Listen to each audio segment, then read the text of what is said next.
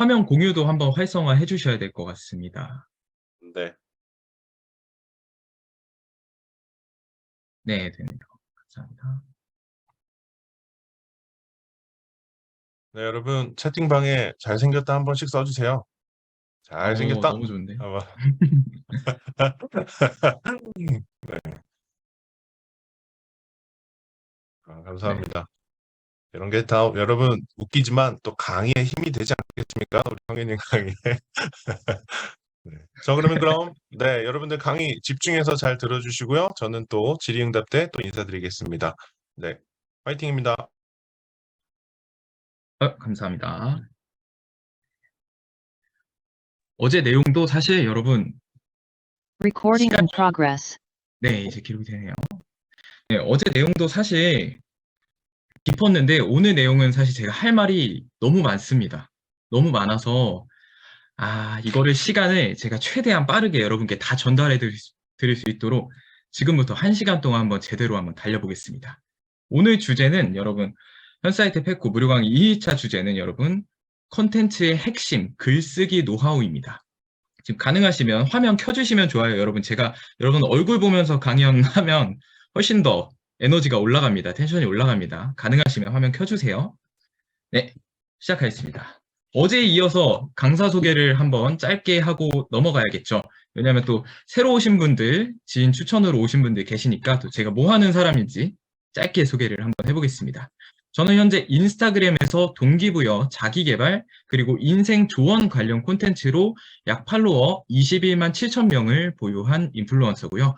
오늘 주제가 글쓰기잖아요. 그러면 이렇게 생각하실 수도 있습니다. 그래, 너 콘텐츠 잘 만드는 거 알겠어. 근데 너가 글쓰기에 대해서 어떤 경력이 있어? 그럴까봐 준비해왔습니다. 렉이 걸렸네요. 잠시만요. 네, 그럴까봐 준비해왔습니다. 이전에 제가 했던 거를 조금 목록화를 시켜봤습니다. 전 여태까지 블로그 글쓰기를 약 500개가량 해왔습니다. 주제는 일상도 썼었고요. 패션, 독서, 성공까지 이렇게 4가지 주제로 약 500개 가까운 글을 썼고요. 상세 페이지 제작, 스마트 스토어 및 해외 구매 대행 스토어를 운영을 하면서 제품 판매 글쓰기를 약 2년간 해왔습니다. 엄청나게 많이 하진 않았지만 그래도 인사이트는 있다는 겁니다. 그리고 그 외에 책 관련 구매 유도 글쓰기를 바탕으로 제휴 마케팅도 제작을 했었고요. 지금 인스타그램 현사이트 채널을 통해서 약 230개의 글을 쓴 경력이 있습니다. 믿고 따라오셔도 됩니다. 지금부터 글쓰기가 중요한 이유에 대해서 한번 알아보겠습니다. 글쓰기 왜 중요한데를 알아야 또 이번 강의에 집중을 할 수 있으니까요. 자, 현사이트 콘텐츠를 또 한번 가져와 봤습니다. 왼쪽에 보시면 카드뉴스 콘텐츠고요. 오른쪽에 보면 릴스 콘텐츠입니다. 근데 여러분이 화면 보셨을 때 딱 느껴지는 게 있지 않으신가요? 지금 글이 엄청나게 많죠. 심지어 오른쪽에는 릴스 영상인데도 불구하고 글이 차지하는 비율이 엄청 높습니다. 네. 심지어 제가 그래서 혹시 몰라서 맛집도 한번 찾아봤습니다. 연남동 맛집. 지금 배고픈데 맛있는 게 너무 많은데 맛있는 사진 가운데 지금 글씨가 하나씩 문득문득 들어가 있는 게 보이시죠? 이렇듯 콘텐츠의 70%는 글이라고 생각을 하시면 됩니다. 그 말은 즉슨 여러분이 글만 제대로 정복하시면 콘텐츠의 70%는 문제가 없다는 뜻이죠. 그러면 여기서 한 가지 떠올리실 수 있습니다. 글 하면 가장 먼저 생각나는 플랫폼, 블로그죠. 블로그는 글이 거의 두할 또는 거의 전부라고 말을 할 수도 있는 콘텐츠인데 인스타그램인데 왜 글이 중요한가요? 여기서 한 가지 아셔야 될 게 있습니다. 앞에 콘텐츠가 70%가 글이 차지한다는 점과 함께 그럼에도 불구하고 아직 많은 채널들이 글을 중요하게 생각하지 않다는 점입니다. 즉 레드오션계의 블루오션이라고 생각을 하시면 됩니다. 여러분들이 글을 접목하시고 여러분들의 콘텐츠에 제대로 된 글쓰기를 접목을 하신다면 여러분은 이 레드오션 속에서 블루오션과 같은 역량을 갖추실 수 있는 겁니다. 자, 그러면 좋은 글은 뭘까요? 글 열심히 써야 되는 건 알겠어. 근데 좋은 글은 뭐야? 라고 생각하시는 분들께 제가 명언 한마디 던지러 가져왔습니다. 좋은 문장은 독자가 읽고 싶어 하는 문장이다. 가나다라 아니고요. 가나가와 아키노리라는 마케터의 문장이라는 책을 쓴 작가분께서 하신 말씀이십니다. 이분은 작가기도 하고요. 사업가기도 하고요. 여러 가지 일을 함께 하시는 분인데 이분께서 좋은 문장은 읽고 싶어 하는 문장이란 말씀을 하셨습니다. 읽고 싶어 하는 문장? 그러려면 어떻게 해야 되지? 첫 번째, 공감이 되는 글쓰기를 하셔야 됩니다. 모모에서 힘드셨죠? 동기부여라면, 모모에서 여러분 힘드셨죠? 모모가 고민이셨죠? 저도 모모에 너무 공감합니다. 이렇듯 공감하는 글쓰기를 여러분이 해주셔야 됩니다. 상품 판매라도 똑같습니다. 고객님 이것 때문에 힘드셨죠? 제가 이 고민 해결해 드릴게요. 하고 나서 상품으로 연관을 시키셔야 됩니다. 제가 어제 강의에서도 말했다시피 여러분 우리 상품 너무 좋습니다. 우리 수박 너무 달아요. 안 옵니다. 그 사람들이 왜 우리 제품을 사야 되는지 이유를 먼저 그 니즈를 각인을 시켜줘야 그 다음에 구매로 전환이 될 수가 있습니다. 두 번째, 스토리입니다. 어디서 많이 본 얼굴이죠. LA 하니까 생각나는 건데 똑같나요? LA 하니까 생각나는 건데 우리의 스토리텔링 장인이 한 명 나오셨습니다. 바로 박찬호 야구선수 분이신데 즉 스토리텔링을 하게 되면 나의 비슷한 경험을 독자들에게 설명을 함으로써 이를 통해서 친밀감과 유대감을 얻을 수 있습니다. 친밀감도 중요하지만 여기서 여러분이 키포인트로 짚어야 되는 부분은 바로 유대감입니다. 유대감을 얻게 되면 이 사람은 나와 같은 고민을 하는 사람이야. 그러니까 좀 더 진심으로 나의 상품을 만들 거야. 콘텐츠를 만들 거야. 하는 느낌을 독자에게 주셔야 된다는 겁니다. 세 번째, 정보. 정보 빠지면 또 곤란하죠. 왼쪽에 있는 선물 상자처럼 여러분 이러이러한 고민이 있으시죠? 라는 부분으로 앞서 스토리텔링과 여러 가지 공감이 되는 글쓰기를 했다면 이 랩은 정보로 가셔야 되는 겁니다. 그래서가 나와야 되는 거죠. 그럴 때는 뭐뭐를 하세요. 그런 거에는 이런 해결 방법이 있습니다. 이걸 통해 여러분이 가져갈 수 있는 거는 이러한 가치가 있습니다. 라는 거를 여러분이 함께 제공을 해주셔야 된다는 겁니다. 이를 바탕으로 고마움 플러스 유익함. 사람이 뭔가 선물을 주면 고맙겠죠? 사탕을 줘도 고마운데 나에게 도움이 되는 정보를 주면 얼마나 고맙겠습니까? 이런 고마움을 받을 수 있고요. 함께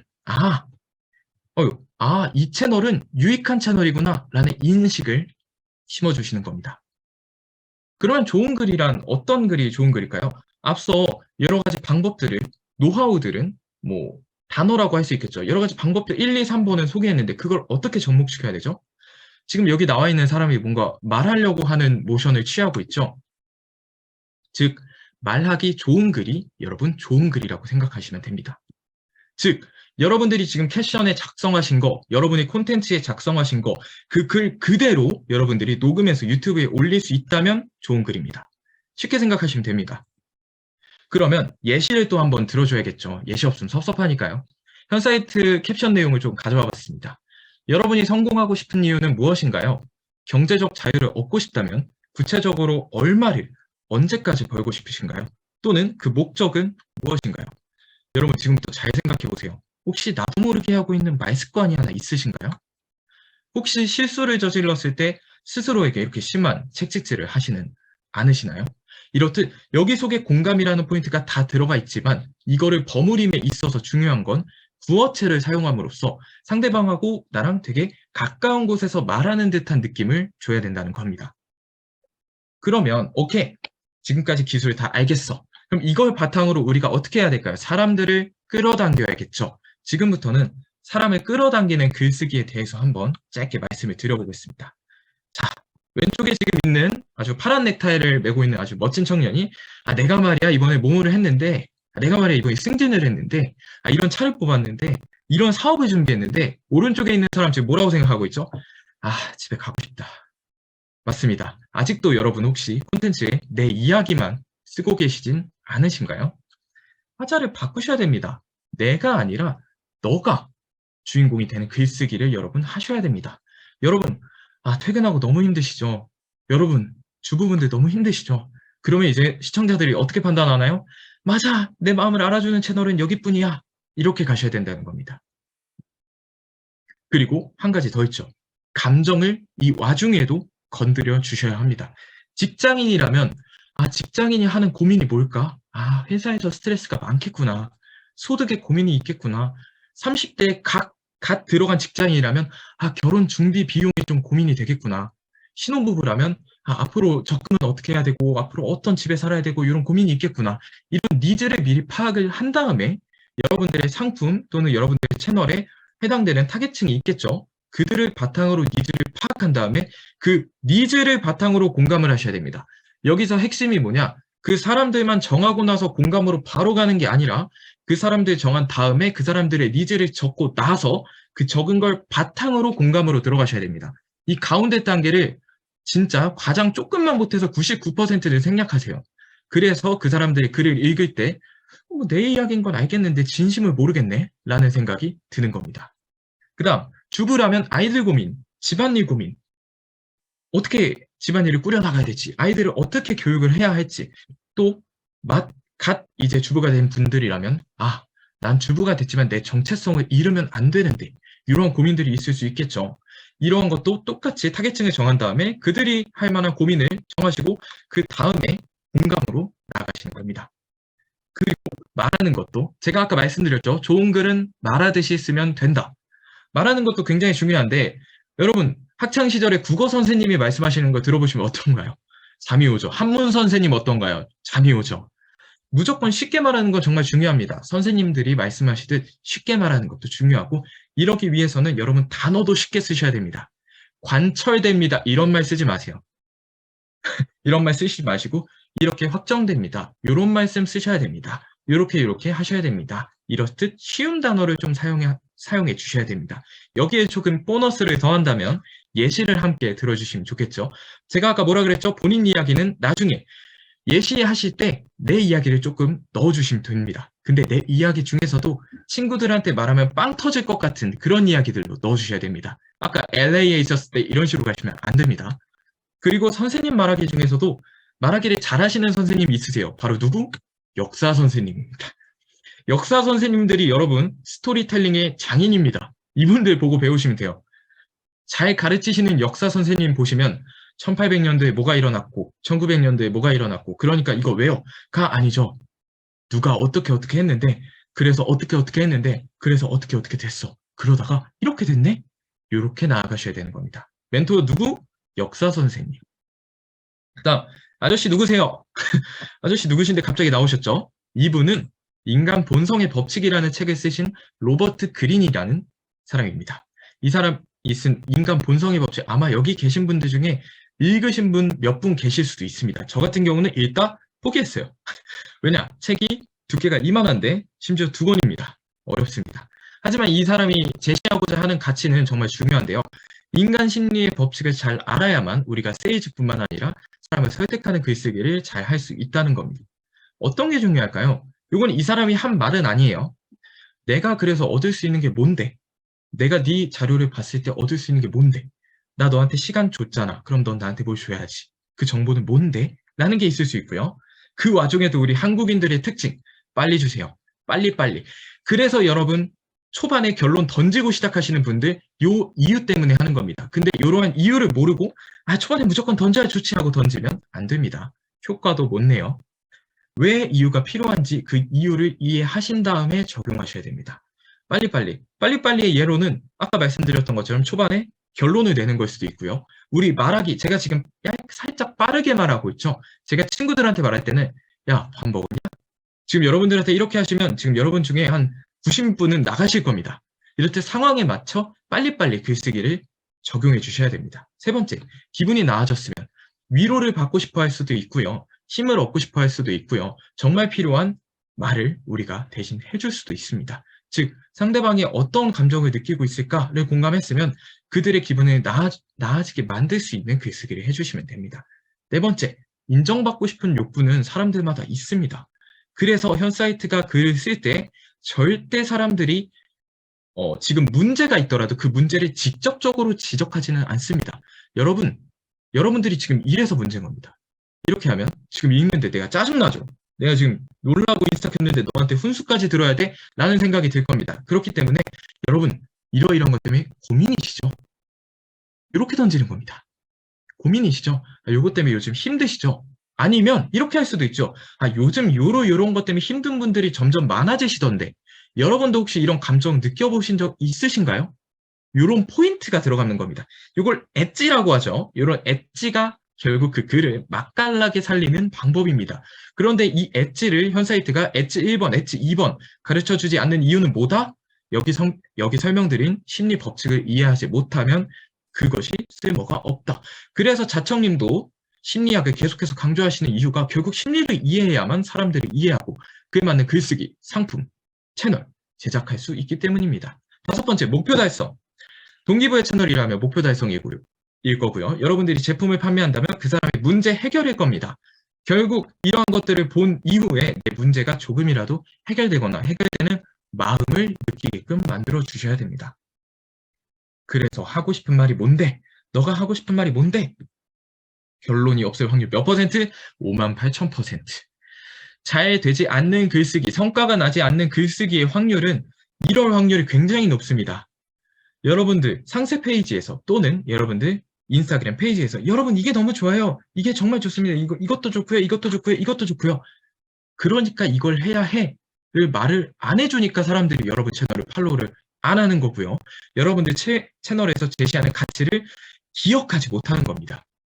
수미상관 우리 어렸을 때 학생 때 배웠죠. 똑같습니다. 그래도 수미상관이 필요합니다. 수미상관에는 어떤 것이 들어가냐? 꼭 처음이랑 똑같은 얘기가 들어갈 필요 없어요. 아까 처음에 같은 내용이 들어가는 경우는 결론을 먼저 제시했을 때만 수미상관 법칙에 적용하는 거고요.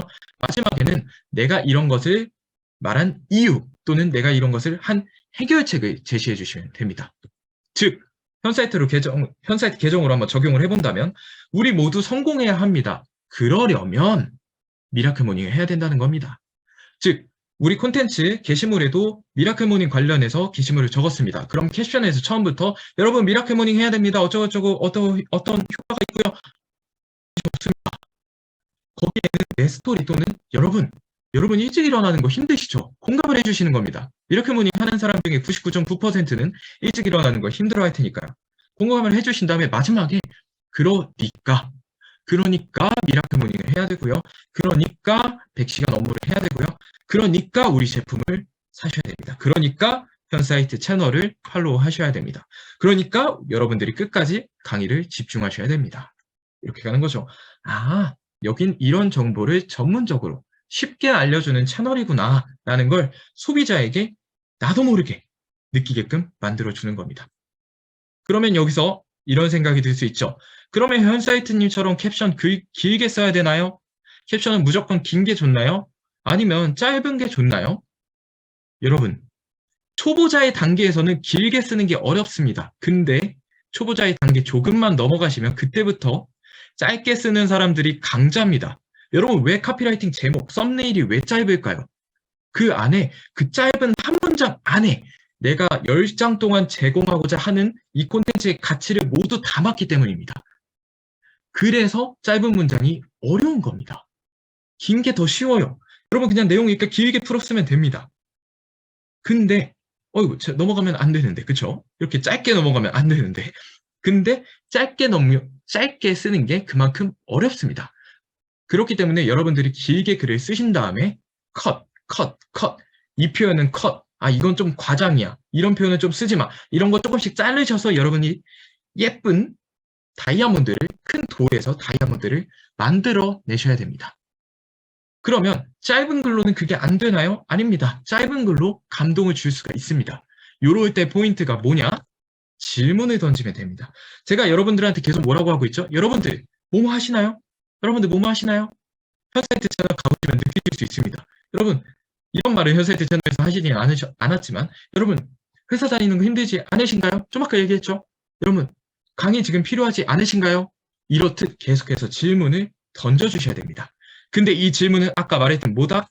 앞에 있는 길게 내용을 모두 포함한 내용. 이 질문을 던질 수 있으면 짧게 가세요. 현사이트 2200자 캡션 쓰는 걸로 유명하죠. 어느새 페코님이 이런 말씀을 해주셔서 제가 그걸로 유명해졌는데 2200자, 저 초안보 3000자 넘습니다. 3000자 넘은 거에서 2200자로 줄이기 위해서 5번씩 막 수정할 때도 있어요. 이렇듯 짧게 글 쓰는 게 더 어렵습니다. 그리고 품질을 높이기 위해서도 여러분 길게 쓰신 다음에 짧게 나아가셔야지, 짧게 쓴 다음에 길게 확장하시면 여러분 글쓰기 망합니다. 이런 거 약간 꿀팁 드려보시면, 혹시 자소서 이런 거 쓰시는 분 꿀팁 드려보시면, 자소서도 500자라 그래서 난 500자로 쓸 거야. 안 됩니다. 1000자 쓰신 다음 줄이셔야 돼요. 제안서 똑같습니다. 제안서 1000자 쓰신 다음 줄이세요. 다 줄여서 핵심만 간추려서 우리 전달하기로 합시다. 여기서 약속하신 겁니다. 자, 그러면 이제부터는 어떤 주제를 선정해야 될지, 주제 어떤 거 선정하죠? 여기서부터 꿀팁을 한번 전달해 보겠습니다. 주제를 선정하기 위해서는 아이디어가 필요하죠. 현사이트님은 아이디어 어떻게 얻으시나요? 저는 메모합니다. 이렇게 하시면 여러분들이 저를 욕하시겠죠. 그러면 특별한 메모 방법이 있나요? 그렇습니다. 바로 메모의 3요소입니다. 그때그때 내가 느낀 감정, 그 당시의 포인트, 그리고 연결지의 부분을 함께 메모를 해주셔야 됩니다. 여러분들 메모의 목적이 뭔가요? 지금 메모하는 이유가 뭔가요? 지금 당장 실행하지 못하기 때문에 나중에 실행했을 때 내가 지금 하는 거랑 똑같은 감정으로 이 똑같은 아이디어를 그대로 전달할 수 있겠구나. 그대로 이걸로 콘텐츠를 만들 수 있겠구나. 이걸로 사업화를 할 수 있겠구나. 라는 목적으로 여러분들이 메모를 작성하시는 거잖아요. 그렇기 때문에 여기에는 이 3요소가 들어가 줘야 된다는 겁니다. 현 사이트 메모를 한번 볼까요? 따끈따끈한 오늘 메모 한번 가져와 봤습니다. 이게 노래예요. 제가 영어를 따로 읽지 않겠습니다. 이런 노래가 있어요. 이 노래 가사인데 이 노래 가사가 너무 와닿는 겁니다. 근데 이거 노래 보면서 마블 장면이 떠오르네요. 이 노래를 통해서 Sometimes you need a rain. 너는 가끔씩 좀 비를 좀 맞고 싶을 때가 있지. 너는 힘들 때 비 오는 날 그냥 우산 안 쓰고 걸어가고 싶을 때가 있지. 이런 감정을 자극한 노래입니다. 그런데 마블의 이제 스파이더맨 울고 있다가 갑자기 이렇게 나가는 그런 영상. 이걸로 연결을 하면 되겠네. 그럼 여기 감정은 내가 이걸 통해서 극복해 나가는 느낌의 감정으로 선정을 하는 거고요. 포인트는 힘든 영상을 전환을 통해서 좋은 영상으로 연결해 가는 걸 포인트로 잡으시는 거고요. 그 와중에 연결 부분은 이 노래 가사와 연결되는 장면을 이렇게 연결해 나갈 겁니다. 까지 적어주시는 겁니다. 아래 예시를 또 한번 볼까요? 내가 읽은 모든 책에는 삐리리 어떤 문제점을 해결한 땡땡 회사 소개하며 말하는 릴스. 이건 근데 제가 읽으면서 예전의 감정이 떠오르지가 않습니다. 왜냐? 그때 감정을 메모를 안 해놨기 때문이죠. 그럼에도 불구하고 좋았던 점은 포인트를 확실히 짚었기 때문입니다. 내가 읽은 모든 책에는 책을 통해서 어떤 문제점을 해결한다는 포인트를 짚고 넘어가는 겁니다. 여기에 더해서 연결 부분을 어떻게 연결을 할 것이냐. 회사 소개하면서 이런 회사가 예전에 이렇게 했는데 책에서 보니까 이런 회사는 이렇게 성장했고 이렇게 성장했고 이런 교훈을 통해서 이런 업적을 이뤘고 이런 연결 과정을 함께 기록을 해놓음으로써 나중에 생각했을 때도 내가 그때 뭐였지? 이런 생각을 안 하게끔 만들어주는 게 포인트입니다. 자, 오케이. 이제 글 쓰는 법도 알았고요. 좋은 글, 어떤 글이 좋은 글인지도 알았고요. 그 좋은 글에 필요한 주제를 어떻게 찾는지도 알았습니다. 오케이, 내가 그러면 이걸 바탕으로 글을 500장이죠. 2200자까지 다 쓰고 다 추렸어요. 그럼 제 글은 좋은 글인가요? 셀프 피드백. 현 사이트가 여러분들 500분을 한 분 한 분 매시간 피드백 해드릴 수는 없기 때문에 여러분들께 셀프 피드백 100% 성공하는 법을 알려드리겠습니다. 이 부분 사실 앞에서 제가 말씀드렸던 거예요. 직접 캡션을 스크립트라 생각하고 읽어보세요. 제가 아까 유튜브에 올려도 충분할 것 같은 글쓰기를 하라고 말씀드렸죠. 여기에 더해서 여러분들 이걸 스크립트, 메모장이면 메모장, 구글 스크립트면 구글 스크립트, 어떤 식으로 종이면 종이, 여러분들이 스크립트 쓰신 거를 읽어보세요. 지금 제가 여러분한테 광고가 아니죠. 강의하는 것처럼 읽어보세요. 여러분이 예를 들어 위로하는 상황이라면 앞에 인형 하나 데려다 놓고 인형한테 위로하듯이 읽어보세요. 여기서 포인트가 뭐냐?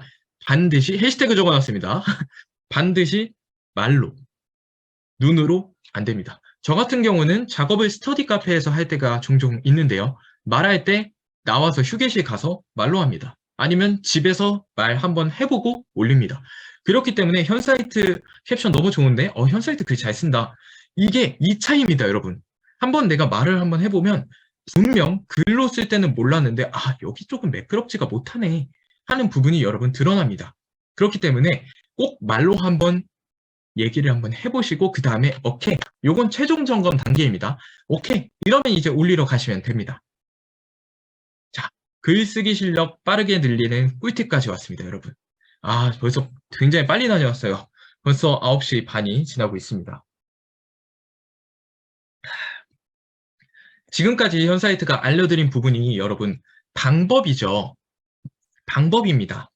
근데 이게 그럴 수 있어요. 지금 어떤 식으로 이해를 하시면 편하냐면 제가 여러분들한테 수학을 알려드리는데 영어를 알려드리는데 영어 문법, 그래머 끝났다고 생각하시면 됩니다. 지금 그래머 시간 끝난 거예요. 지금부터 여러분이 이 그래머를 바탕으로 영작을 할 수 있어야 되잖아요. 그럼 제가 지금부터 영작을 할 수 있을 때까지 여러분께서 실력을 늘리는 꿀팁을 한번 드려보겠습니다. 첫 번째, 책 읽기.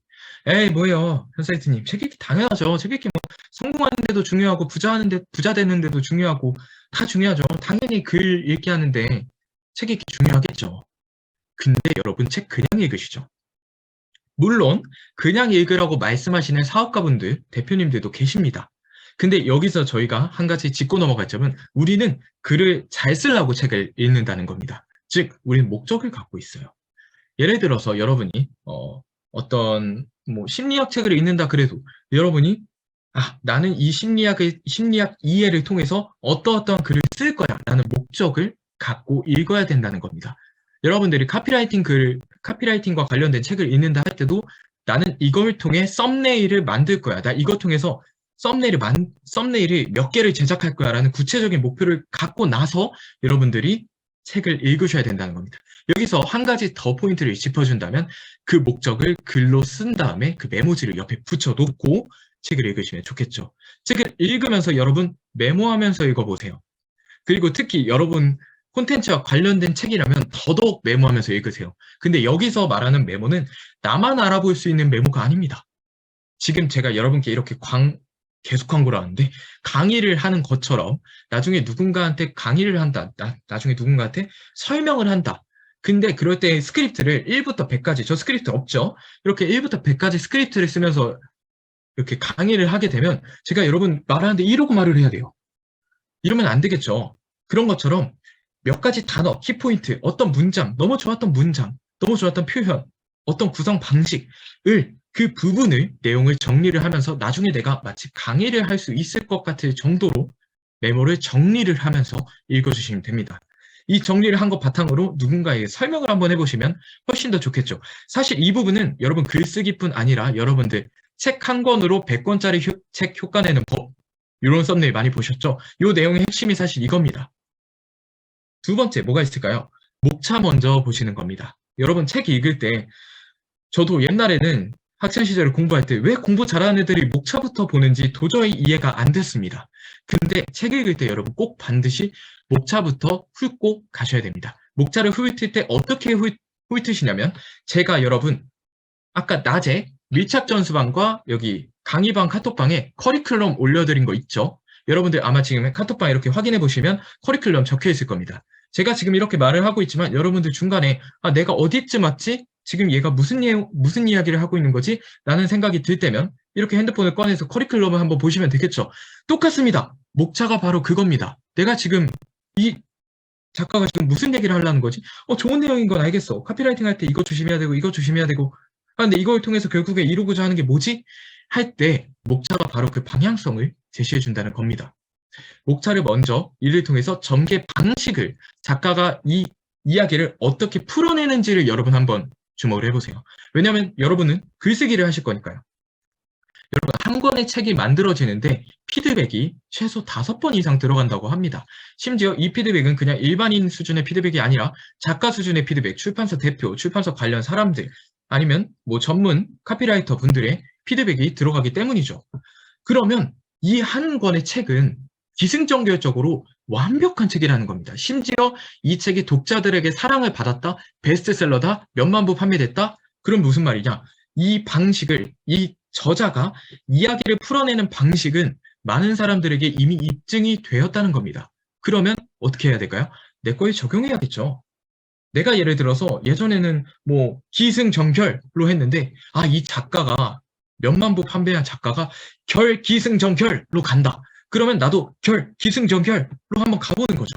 이게 좀 안 맞다? 그럼 다른 책이 이건데 다른 책은 이런 식으로 감정에 접근하는구나. 그럼 그 감정에 접근하는 방식을 한번 우리가 가져와 보는 겁니다. 자, 우리가 책만 읽을 수 있을까요? 저는 책 읽는 시간이 너무 없는데요. 책은 한 권에 막 200권이 아니 200쪽, 300쪽 이렇게 되는 책 어떡하죠? 여러분 물론 책 읽는 게 정말 좋습니다. 하지만 사실 우리가 글쓰기만을 위해서 책을 읽기에는 너무 시간이 부족하죠. 그리고 같은 정보는 유튜브, 인스타그램을 통해서 편하게 정리된 본을 얻을 수도 있으니까요. 그런 분들께 추천해 드리는 부분이 바로 브런치라는 사이트입니다. 이제 네이버나 어디에 브런치라고 쓰시면 나와요. 브런치가 뭐냐? 글이 작품이 되는 공간, 즉 작가들만 여기 글을 쓸 수 있습니다. 다른 분들도 쓸 수 있는 그 정확한 규정은 확실히는 모르지만 대부분 여기 쓰신 분들이 작가들입니다. 근데 심지어 작가분들이 블로그 형식으로 한번 이렇게 한 주제로 이렇게 생각해 볼 수 있게 요 주제는 요만큼, 요 주제는 이만큼, 오늘은 이 주제를 써볼까? 이런 식으로 작가분들이 한 주제에 대해서 짧게 서평식 또는 논평식으로 글을 써놓은 겁니다. 요거를 보시면 조금 책의 전체 읽는 것보다 훨씬 더 시간을 절약할 수 있겠죠. 그러면 작가들이 쓴 글만 봐야 됩니까? 브런치에 제 주제에 관해서 좀 유명한 사람들이 없으면 어떡하죠? 그러면 유명 채널들의 글을 보시면 됩니다. 인스타그램 유명 채널, 인스타그램 요리로 유명한 채널, 인스타그램 뭐 어머니들 관련 콘텐츠로 유명한 채널, 인스타그램 어떤 제품을 판매하는 채널, 이런 채널들의 캡션, 이런 채널들의 콘텐츠 구성 방식을 여러분 보시면 됩니다. 만약에 혹시나 내가 어떤 주제를 처음으로 인스타그램에 가져오는 사람이라서 또는 블로그 형식으로 가져오는 사람이라서 이런 거를 알려줄 사람이 없다. 이럴 때는 여러분 유튜브 보시면 됩니다. 제가 아까 뭐라 그랬죠? 좋은 글은 그대로 말해도 좋다. 그대로 말할 수 있는 글이 좋은 글이다. 즉 뭐냐? 그 사람들이 말한 이야기를 스크립트 형식으로 여러분들이 생각하면서 듣고 또는 스크립트 형식으로 받아 적어서 이걸 바탕으로 콘텐츠를 구성한다면 사람들은 지루할 틈이 없겠죠. 이렇듯 작가들이 쓴 글 또는 이 분야에서 나보다 앞서 나간 것도 여러분 경쟁 상대가 쟁쟁하기 때문에 가장 앞서 나간 사람들 조금 내 주제를 세분화해서 내 세분화된 주제 중에서 가장 앞서 나간 사람들의 글 또는 말하기를 분석해 보시면 좋습니다. 자, 이를 통해서 글을 이끌어 나가는 방법을 배우시는 겁니다. 이 내용 너무 좋네.가 아니에요. 그거는 여러분 어떤 콘텐츠 가져오지 할 때 그렇게 가져오시면 되고요. 여기서는 글을 이끌어 나가는 그들의 방법을 배우는 겁니다. 자, 지금 9시 40분이 됐네요. 제가 정말 빨리 달려와가지고 벌써 여러분 마지막 책 추천이 왔어요. 벌써 주제 선정 벌써 이제 책 추천까지 와버렸습니다. 아까 가나다라 아닙니다. 가나다라 아닙니다. 가나가와 아키노리입니다. 라고 말씀드렸던 분, 한 분 기억나시죠? 이 분이 쓰신 책이 바로 마케터의 문장이라는 책입니다. 이 책을 제가 선정한 이유는 뭐냐? 이 책은 심지어 예전에 베스트셀러로 선정되었던 책이에요. 이 책에서 좋은 점은 뭐냐면 단순히 여러분 이러이러한 카피라이팅이 좋습니다. 여러분 그런 책 물론 나중에 여러분이 레벨이 어느 정도 올라가면 카피라이팅 관련 책 구매하시는 거 좋습니다.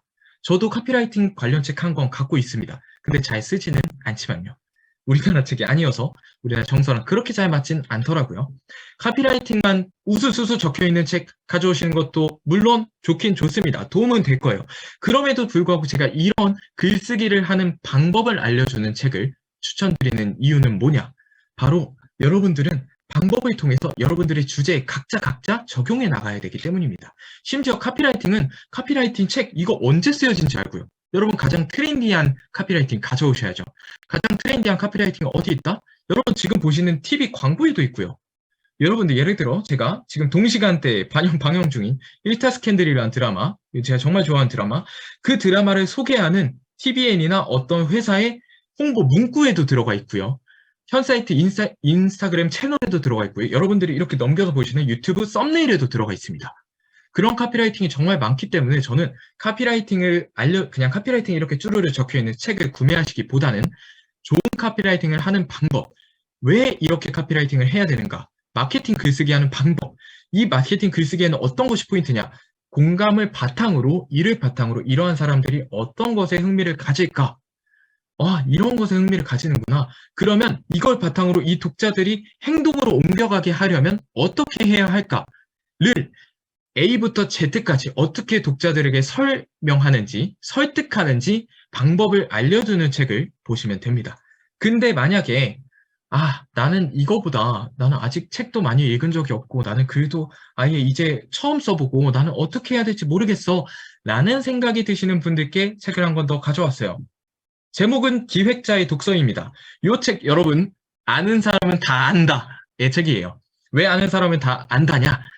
실제로 제 친누나가 기획자입니다. 현직 몇 년 차 기획자인데 그 기획자뿐만 아니라 이 주변 기획자 유튜브 채널을 검색해 보시면 엄청 많이 추천 영상 나옵니다. 기획자분들뿐만 아니라 에디터분들께서 강추하신 책입니다. 그런데 이 책은 약간 앞선 책과 느낌이 달라요.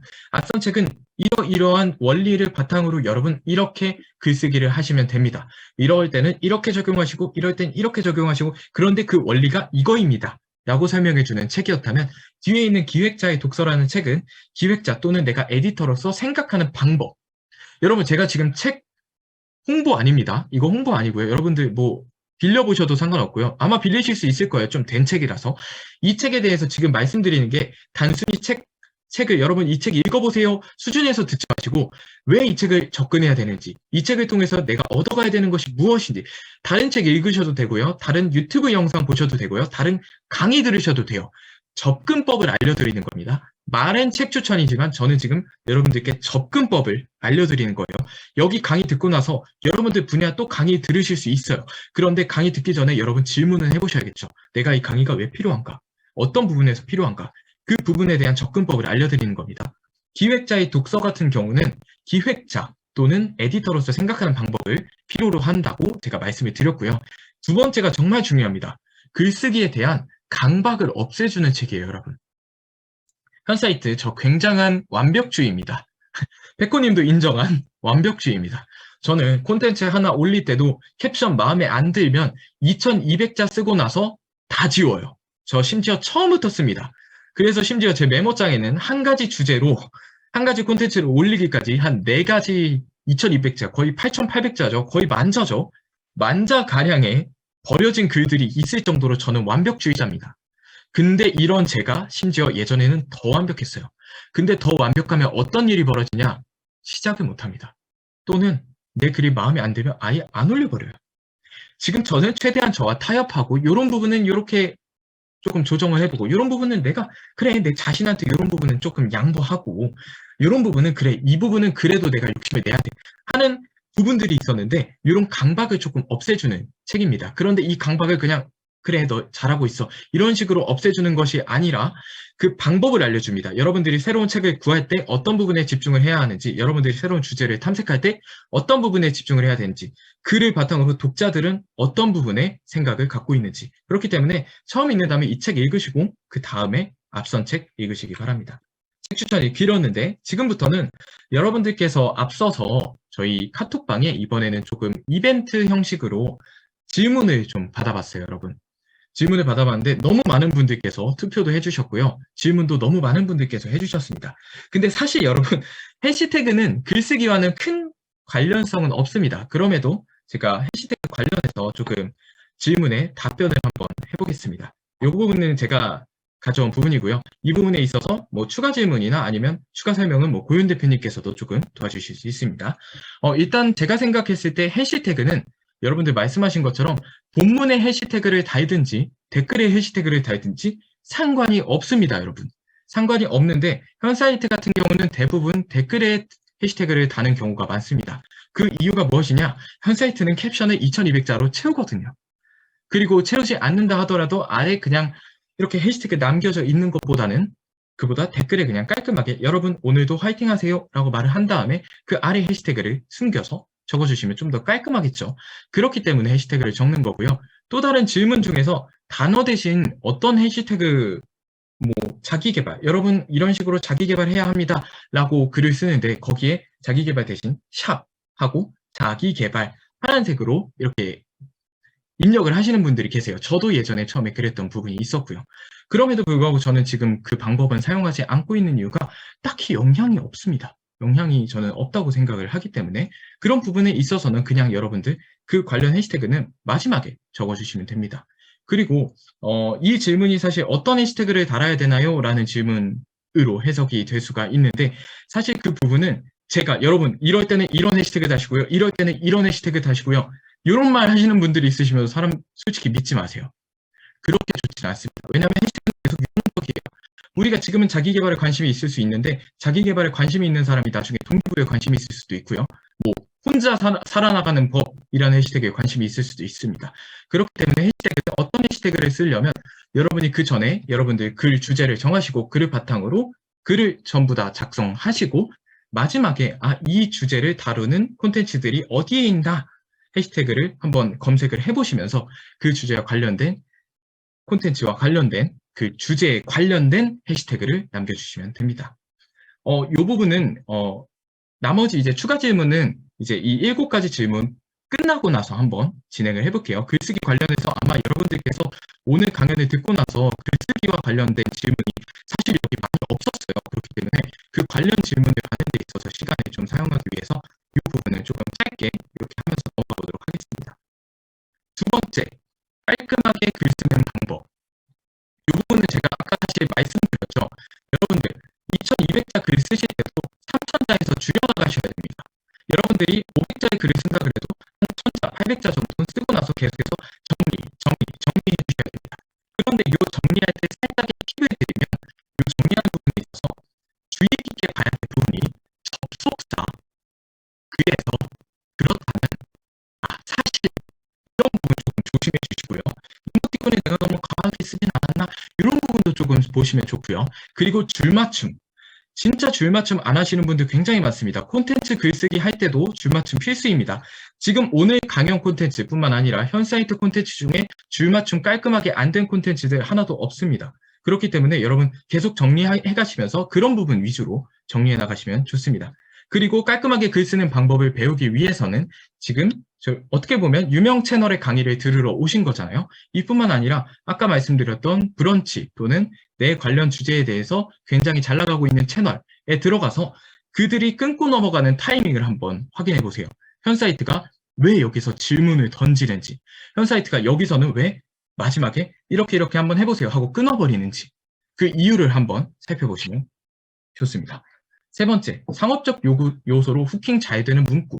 사실 이 부분은 썸네일과 카피라이팅 쪽에 조금 가깝습니다. 글쓰기에서 굉장히 난이도가 높은 최종 단계가 여러분 카피라이팅이라고 할 수 있는데요. 그 이유는 아까 여러분께서 느끼셨듯이 글은 길게 쓰는 것보다 짧게 쓰는 게 힘들기 때문에 그 짧은 제목 안에 그 내용의 전체를 묶어나가는 카피라이팅이 힘들 수밖에 없습니다. 그럼에도 불구하고 이 상업적 요소뿐만 아니라 결국에는 고객이 내 채널을 찾아오는데 이 콘텐츠의 제목 또는 이 콘텐츠의 소제목, 내용들이 필요한 거기 때문에 그 문구를 사용하는 데 있어서 어떤 부분이 필요한지 한번 제 4가지로 조금 정리를 해봤습니다. 우선 대상을 설정하셔야 됩니다. 제가 아까 말씀드렸죠.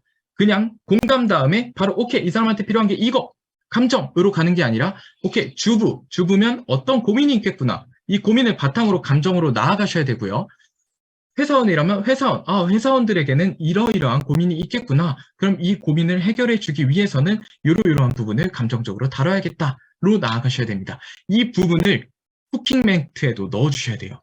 여러분 오늘 이거 하느라 힘드시죠? 이런 거 소제목으로 쓸 수 있습니다. 본 제목은 사실 예시를 가져오기 조금 어렵지만 현 사이트 카드뉴스 예시를 조금 보시면 좋습니다. 좋아하는 일 vs 잘하는 일. 굉장히 짧은 한 문장이지만 이 문장에는 굉장히 많은 의미가 들어가 있죠. 심지어 그 뒤에 들어가 있는 10장짜리 카드뉴스와 캡션의 모든 내용을 함축해서 들어가 있습니다. 여기에 감정이 들어갈 경우에 사람들은 클릭을 하게 된다고 생각하시면 됩니다. 두 번째로 수치 사용입니다.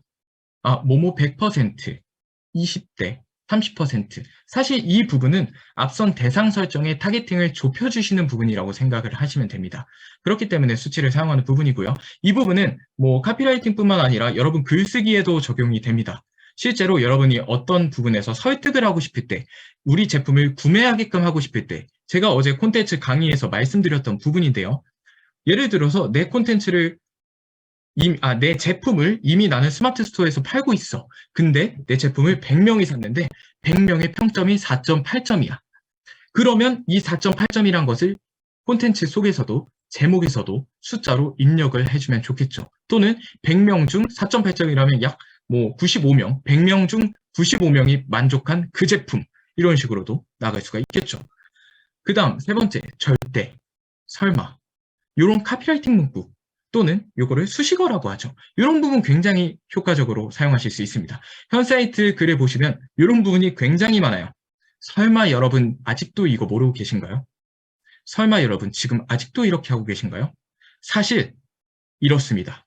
이러이러하다고 생각하셨죠? 사실은 이렇습니다. 사실 여러분 잘못 알고 있는 거예요. 절대 뭐뭐 하시면 안 됩니다. 절대 책 이렇게 읽으시면 안 됩니다. 이런 식으로 진행을 하시면 됩니다. 이 부분은 여러분 카피라이팅 썸네일에도 들어갈 수도 있고요. 여러분들 글 쓰는 와중에도 제가 말씀드렸듯이 캡션 글쓰기에도 들어가실 수 있습니다. 네 번째, 관역이라 생각하기. 여러분, 상업적 요소로 후킹 잘 되는 문구의 비밀이 뭔지 아십니까? 고객의 타겟을 그만큼 근접하게 접근할수록 그 사람들은 클릭을 잘하게 됩니다. 이 부분을 가장 쉽게 비유할 수 있는 게 우리 활쏘기예요. 양궁. 맨 가운데 딱 박히면 10점이죠. 그보다 조금 벗어나면 9점, 8점, 7점 이렇게 생각하시면 됩니다. 제가 아까 어제 강의에서부터 뭐라고 말씀드렸죠? 글쓰기든 콘텐츠든 무조건 타겟을 먼저 정해라. 왜 타겟을 먼저 정하라고 할까요? 심지어 타겟을 왜 좁게 정하라고 할까요? 여러분들이 문구를 작성할 때 이 좁은 대상을 바탕으로 문구를 거기에 확 꽂듯이 작성을 하게 되면 사람들은 다른 조금 뭉뚱그리한 콘텐츠에 비해서 여러분들의 콘텐츠가 눈에 확 띄기 때문에 클릭률도 그만큼 확 올라가기 때문입니다. 4번. 정보성 글을 올리는 게 좋을까요? 개인의 생각, 느낌 글을 올리는 게 좋을까요? 사실 이에 대한 대답은 간단합니다. 둘 다 올리시면 됩니다. 그런데 여러분들이 질문하신 의도는 이게 아니시겠죠? 그렇기 때문에 현사이트가 추천드리는 것은 정보성 안에 개인의 생각과 느낌을 넣으시면 됩니다. 어떻게 해야 되냐? 예를 들어 볼게요. 요거 현사이트 옛날 콘텐츠 좀 내려보시면 나올 겁니다. 비슷한 내용 나오실 거예요. 예를 들어서 내가 제목을 직장인 직장관리 꿀팁 5가지로 잡았다면 1번, 2번, 3번, 4번, 5번이라는 콘텐츠를 카드뉴스 형식으로 발행을 한다고 했을 때 1번은 뭐 아침 시간을 활용해야 합니다. 그런데 옆에 작은 글씨, 조금 다른 글씨체로 작게 만들어서 왜 그렇게 해야 되는지, 나는 실제로 어떤 경험이 있었는지를 넣어주실 수 있겠죠. 내 이야기를 들어줘가 아니라 이거 읽는 겸 해서 너 이거 읽으면 조금 더 도움이 될 거야 라는 뉘앙스로 작성을 해주시면 됩니다. 아니면 또 다른 방법이 있죠. 1, 2, 3, 4, 5 콘텐츠 중에 1, 2, 3, 4는 대중적으로 좋아하는 콘텐츠를 담지만 5번은 내 이야기를 듬뿍 담은 내용을 담는 겁니다. 그렇게 하실 수도 있겠죠. 아니면 현사이트 같이 릴스를 진행하는 캡션에 나만의 이야기를 듬뿍 담을 수 있겠죠. 좋은 글쓰기만 있다면 여러분 어떻게든 사람들은 여러분들을 기억하게 될 겁니다. 릴스라고 해서 캡션 안 볼 것 같죠?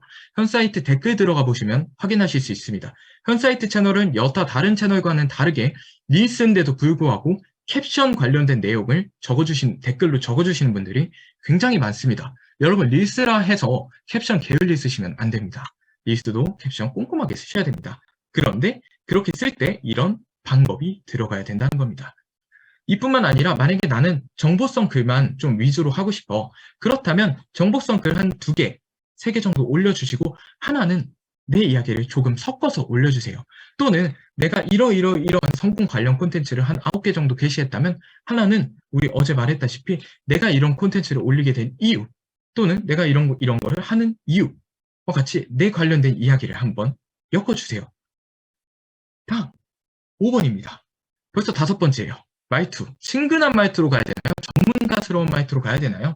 요거는 여러분 사실 주제에 따라 아주 다릅니다. 만약에 여러분 주제가 법률 회사 홍보인데 친근함으로 들어간다면 사람들이 여러분 회사에 대해서 신뢰감을 느낄까요? 아니죠. 근데 대부분의 경우에는 사실 여러분들이 법, 비즈니스인데 심지어 기업 비즈니스 이런 거를 다루지 않는 이상은 대부분의 경우는 친근함 한 2스푼 정도 넣어주시면 좋습니다. 중간중간 현사이트처럼 조금 웃긴 포인트도 넣어주시면 좋고요. 또는 말씀하시는 투도 현사이트 채널의 경우 여러분 뭐뭐 하셨나요? 그럼 지금부터 제가 한번 요거를 설명드려 보겠습니다. 여러분 요런 문제가 있을 때는 이렇게 하시길 바랍니다.